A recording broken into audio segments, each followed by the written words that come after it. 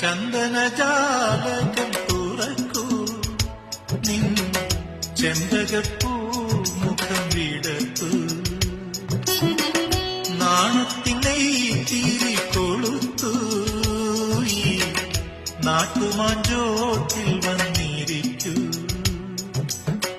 അഴകുഴിയും മിഴികളുമാ കുളിരണിയും മൊഴികളുമാ ഒരു മാത്രയും ക്ഷണിക്കൂ. ഈ രാത്രി ഞാൻ മാത്രമാ. പാതിരപ്പുള്ളുണർന്നു പരമുല്ലക്കാടുണർന്നു, പാഴ്മുളം കൂട്ടിലെ കാറ്റുണർന്നു.